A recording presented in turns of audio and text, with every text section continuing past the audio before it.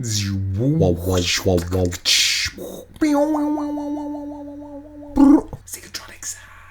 and welcome yet again to another track spike video. Didn't intend this channel to be purely about spikes and athletics, but this is where it's heading at the moment. It will change very soon, but either way, I'll get straight to the point. Today I'm going to be customizing some new sprint spikes that I bought by painting them a different colour. More on that later. They are actually a high-end spike, but they're a previous gen spike. So these are the Adidas Prime SP spikes. So before I unbox these spikes, I want to explain why I'm actually going to colour these spikes. I actually got them for a relatively good value because the colour is not that popular and it's not a colour that I like. It only cost me £60. These, when they retailed, they were about £169 to £170 when they first came out. They're obviously the top end spike from Adidas at the time, but because they're a previous gen, the popular colour is about £100 to £120 you can get these for, and I got them for £60 because it's not a popular colour. So I decided to buy some shoe paint and see if I can actually customise it to be the colour that I want, really. It might end up costing me a similar amount of money, but I was just interested to see, could you actually paint some spikes and how long would they last, really? So let's crack on. Unboxing. Habibi.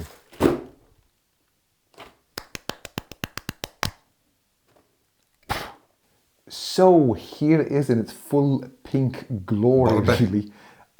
It actually looks really nice if I'm honest, but it's a little bit too pink for me. I don't think I can pull it off myself. But yeah, there you go, really. Let's do a 360. Wow. You get the gist. Okay, let's look at it on the inside. It's got kind of like a, it's actually quite nice and soft insole over there. Very pink, as you can see there. And if we look at the outsole and I compare that to something like the original Primes, similar shape and design, the spike pins are in a similar placement. So 6 spike pins and the positions are very similar. The grip's a little bit different, but very similar design. This is definitely lighter though. So yeah, I mean, even in this spike, the actual insole is quite thin. This one's a bit thicker. It's got a bit more padding material in it. So yeah, so let's see what they're like in terms of the stiffness, really. So if I bend that, that's really, really stiff, and compare it to this one, that's even stiffer, I reckon. Yeah, that's stiffer. So it's a very, very stiff spike plate on there. Okay, so let's weigh this and compare it. Bloop. So let's see how much the Max Flies weigh again to remind ourselves. It's 185 grams. The original Primes are 132 grams. And then we'll get some spike pins. So it has 6 spike pins. This weighs 163 grams. So it is about 30 grams heavier than the original Prime spikes, really. Quite surprising actually, but I would assume this is obviously because a couple of things, really. First of all, there's a bit more padding in this insole than the original Primes. And secondly, the fact that you have to screw in the spikes into this means there's obviously more material that you have to work with to construct it, really.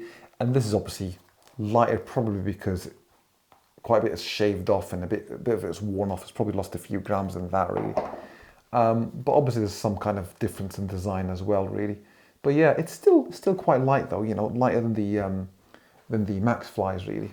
Another thing to note about these spikes is I bought them a size 10.5 because Adidas tend to be a tight fit, so you usually have to get half a size up. Okay, so how and what am I going to use to paint the spikes? So I did a bit of research and I found a company called Angelus that does shoe paint. I contacted them and asked them, look, I'm trying to buy some spikes.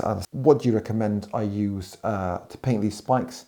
So they recommended a combination of 50-50 paint. So these are their acrylic paints. So I got a dark blue and I got myself white and black, so I can actually lighten the color if I wanted to, and if I wanted to do some black highlights or do some gray highlights with the black and white. So 50-50 mixture of the paint that you want to choose and this thing called Too Soft fabric. So that, I think, gives it some kind of flexibility so it wouldn't crack or something, really. This is not really a fabric, but we'll see if it'll work or not, really. And I've also got myself an empty paint jar here, or actually it's a honey jar from Tiptree that I'm going to use to put the mixture in. Got my scale here to measure the weight of the actual liquids. I've got gloves, I've got masking tape to mask off the various regions, scissors, I've got my craft knife kit. I've also got a heat gun, so what you're supposed to do is, also paintbrushes, is do several layers, and between each layer you use a heat gun to kind of dry it, really, or a hair dryer. I'm not exactly sure how I'm going to paint it. I've obviously chosen dark blue, and I've got some white there to kind of lighten it, so I'll just get on with it. So when I get an idea to do a video, don't spend a lot of time in planning. I do some research, but I tend to dive straight into it, and I make a few mistakes along the way, but I often find that's the best way to learn.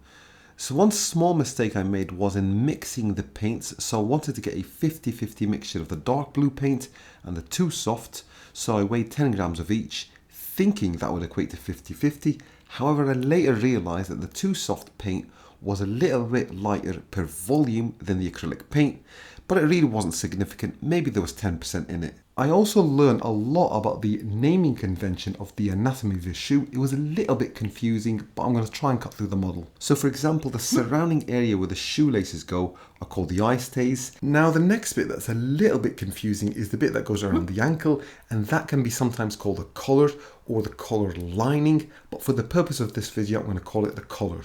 So both the eye stays and the collar, I painted 3 coats using the heat gun to dry after each coat and waiting about 15 to 20 minutes between each of the layers. So the next thing I did was I got the existing blue mixture that I made earlier, and I added some white paint and some Too Soft to give it a lighter blue colour. So I use this paint to paint the upper. Now technically speaking, the upper covers the entire top part of the shoe, but to simplify things, I'm excluding the eye stay, tongue and collar. So I did 2 coats with a light blue using the heat gun after each coat and waiting about 15 to 20 minutes between each of them. Now I found that there were certain sections that were difficult to paint. Those were the smooth sections like the toe tip section and the side of the shoe. The paint was difficult to adhere to, but the meshy sections were a lot easier to paint on. I then decided to add another layer of paint to what's called the toe tip or even toe box section of the shoe. As I explained, I drag my foot as I'm coming over blocks, so it's the most vulnerable part of the shoe. Next was the tongue section of the shoe. This was a lot easier to paint because it was fabric and the paint was adhering a lot easier it was than the other segments of the shoe. Did about 2 coats of that using the heat gun as before. I then did a second layer where the toe tip section is, because I thought maybe 2 layers is needed. And then finally I did a 3rd coat on the upper section and the tongue section, and then used the heat gun again. So the next bit that I wanted to paint is the collar lining. Now that's the lining on the inside of the shoe where the heel and the ankle go. So to paint that, I first needed to mask the insole because I wanted to leave that as pink. So the next thing I did was get 2 empty jars, and I wanted to fill one with a dark blue paint and one with black paint, and I mixed them both with Too Soft. So I used the dark blue to paint the collar lining. Again, it was relatively easy to paint because it's a fabric. I only did 2 coats this time because I was actually getting bored by this time. And finally, the last thing to paint was the 3 stripes on the upper. So I masked off the surrounding areas just to reveal the 3 stripes, and I painted them black. Again, because it was quite smooth, it was a little difficult trying to get the paint to adhere to it, but I managed to cover it. So I did 3 coats of that. and used a heat gun between each layer for it to dry. And then in the end I did some touch-ups with the blue just to clear up any smudges. So on to the other side. I won't bother explaining everything again. What I will say is I was a little bit concerned when I was using the heat gun on both of the spikes that it may have some kind of effect on the shoe, but time will tell. Now, once I painted both spikes, I then painted my name on each of the spikes in place of what was a sticker there that said Addi0, just to further customize them. So here is the finished product. It actually turned out a lot better than I expected. Now the idea to keep the shoelaces pink was my friend's idea. I actually wanted to buy different coloured shoelaces, but she said, trust me, women's intuition, and I think it works out really well.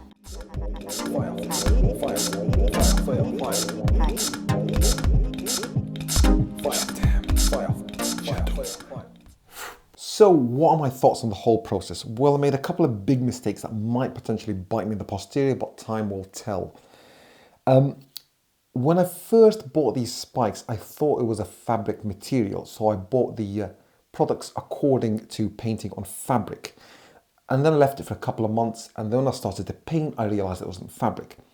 But either way, with fabric shoes, you don't need to prep the surface. But with leather and hard surface materials, they tend to come with a protective layer out of manufacturing, and what you need to do is remove them so the paint can adhere to the shoes a lot better. And this is supposedly essential, really. So use something like acetone or use a product that they sell called Deglazer. And now I didn't do that, and I found it difficult to paint the shoes and to put the masking tape on. So that was the first big mistake I made. So the sections in the shoe that were made out of fabric, it was fine. So the tongue of the shoe and the heel were fine with the painting. But the rest of the shoe, if I'm honest, it wasn't hugely difficult, particularly because it's like a mesh. But the bits that were like smooth, like where the shoelaces were, was particularly difficult. Now, Angelus basically was telling me you could actually sand certain sections of the hard material just to give a bit of roughness so the actual paint can adhere to it better. I should have known this because I've got tons of sandpaper, because I've done a lot of sanding with my alloy wheels and I've painted them, so I should have known better. But, you know, you live and you learn.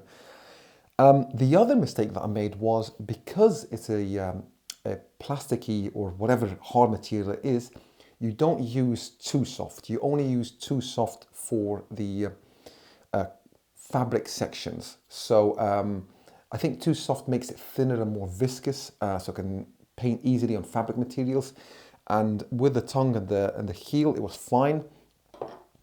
But for the rest of the shoe, I should have used the too hard material, mixed it with a paint, so it can stick to the hard plastics better. And what the too soft and too hard do is basically make the paint stick to the shoe and not basically crumble, really, and it makes it kind of flex with the material, really.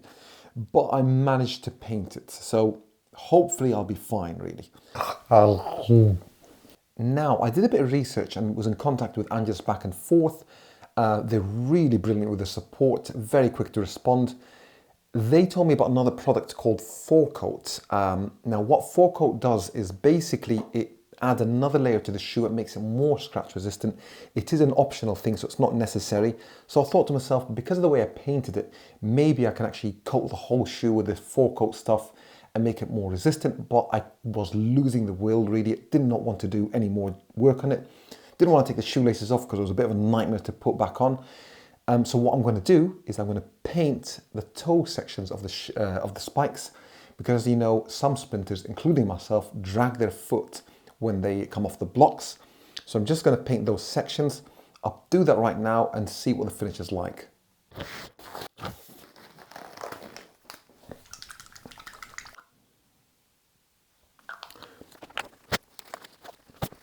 Right, that's done. Now, perhaps I should have not gone for the flat finish, really. I should have gone for the gloss finish, because it really is quite heavy how flat it is, really. It doesn't really matter. It's a small section of the shoe, and it's there to protect it, really. Obviously, I'll have to see what it's like over the next 2 or 3 months, and also see what the spikes are like. So I'll do another video on seeing how well the paint stuck and what the spikes are like. Now, in terms of the total cost, if you were to go through the official UK distributors, the total cost would be £30.75, and if you were to get the Deglazer and the Too Hot, it would be £39.85. Now, in terms of the total amount of paint used, ignoring the fact that I had some leftover paint in the honey slash jam jars, I probably used about 90% of the Too Soft, probably around 50% of the dark blue, and about 15% of the black and the white, and very little in the forecoat. Now, those paint jars were the small sizes, that's 29.5ml or 1 fluid ounce, and they were enough to cover several layers of the paint, so they were more than enough. So I hope you learned something from this video, at least what not to do. I hope you enjoyed it. So until the next time, thank you for watching. Oh, lovely.